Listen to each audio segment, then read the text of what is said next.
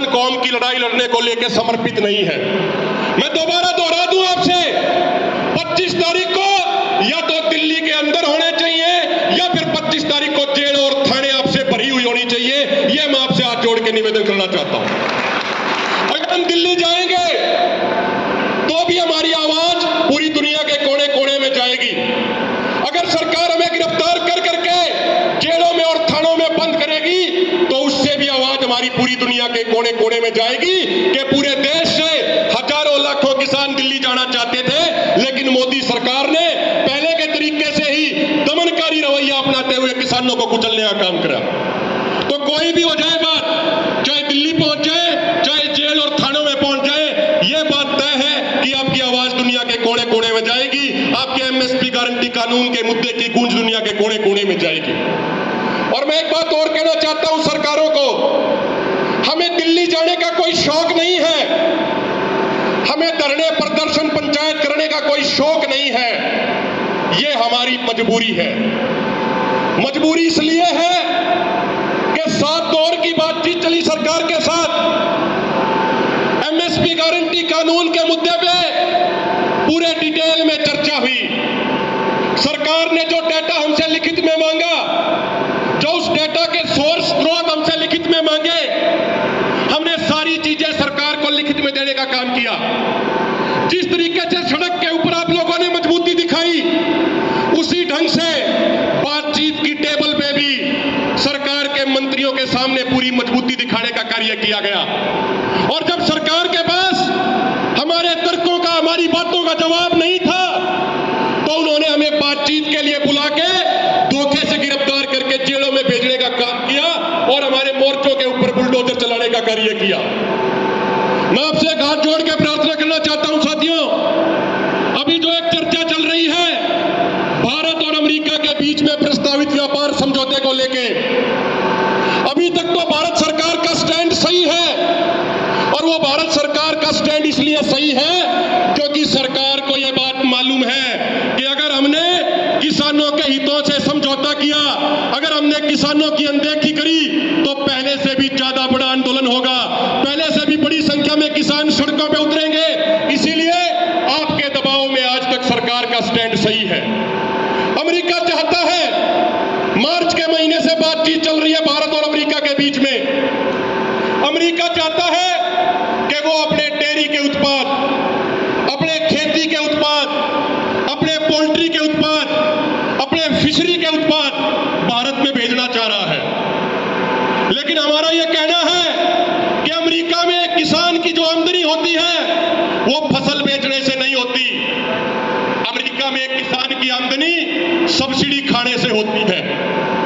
America के अंदर एक साल में एवरेज एक किसान को 80 लाख रुपए की सब्सिडी दी जाती है और भारत के अंदर एक साल में एवरेज एक किसान को मात्र 24,000 रुपए की सब्सिडी दी जाती है, चाहे डायरेक्ट सब्सिडी हो जाए चाहे इनडायरेक्ट सब्सिडी हो जाए। जब अमेरिका के किसान की आमदनी सब्सिडी से होगी तो अमेरिका के किसान को इस बात से कोई फर्क नहीं पड़ता कि उसका गेहूं 2,000 रुपए में बिका, 2,200 में बिका, 2,400 में बिका, 1,800 में बिका या 1,600 रुपए में बिका, क्योंकि उसकी आमदनी उस 80 लाख रुपए की सब्सिडी से होगी। इसीलिए अमेरिका के किसान बहुत सस्ते भाव में अपनी फसल अपनी सरकारों को, अपनी कंपनियों को दे देते हैं। उसके बाद ट्रांसपोर्टेशन खर्चा लगा के, स्टोरेज का खर्चा लगा के अमेरिका की सरकार हमारे देश में अपना गेहूं 1,700-1,800 रुपए क्विंटल में डंप करने को तैयार बैठी है। मेरे भाइयों, मेरे बुजुर्गों, मेरे नौजवान साथियों, इस बात को गहराई से समझने का प्रयास कीजिए कि अगर अमेरिका से 1,700-1,800 रुपए क्विंटल के भाव गेहूं भारत में आ गया तो आपका और हमारा गेहूं 2,425 रुपए प्रति क्विंटल के हिसाब से कौन खरीदेगा? हमारा और आपका गेहूं फिर एमएसपी पे कौन खरीदेगा? अगर अमेरिका से धान बहुत सस्ते रेट पे भारत में आ गए तो फिर भारत के किसानों के धान कौन खरीदेगा? यदि अमेरिका से डेयरी प्रोडक्ट बहुत सस्ते भाव में भारत में आ गए तो यहाँ के डेयरी प्रोडक्ट, यहाँ के किसानों के डेयरी प्रोडक्ट कौन खरीदेगा?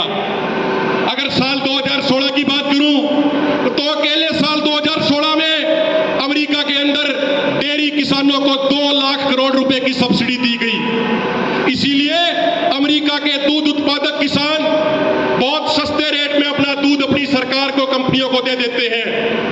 एक रिपोर्ट कहती है कि अमेरिका की सरकार अपना दूध यहां पे 32 रुपया प्रति लीटर बेचने को तैयार बैठी है। अगर अमेरिका से 32 रुपए प्रति लीटर दूध आ गया तो मेरे भाइयों, मेरे बुजुर्गों, एक बात बताइए कि जो आज हमारे डेयरी के किसान भाई 60 रुपया 65 रुपया प्रति लीटर दूध बेच के अपना मात्र गुजारा कर पा रहे हैं, उन किसानों का क्या होगा? तो इसलिए दिल्ली जाना हमारी मजबूरी है, दिल्ली जाना हमारा कोई शौक नहीं है।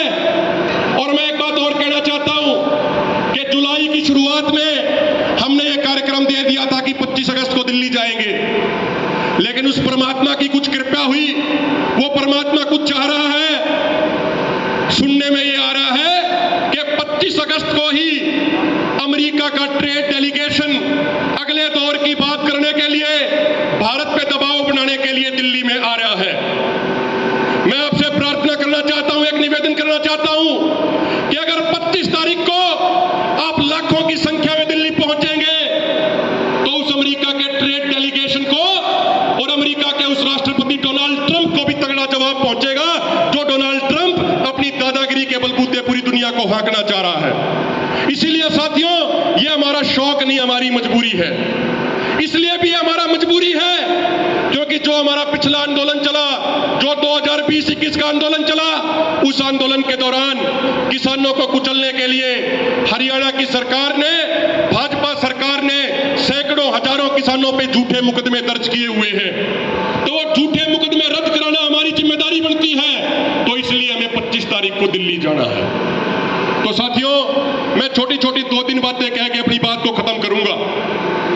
कई बार जब हम गांव में जाते हैं तो एक आधी बार लोग अक्सर पूछते हैं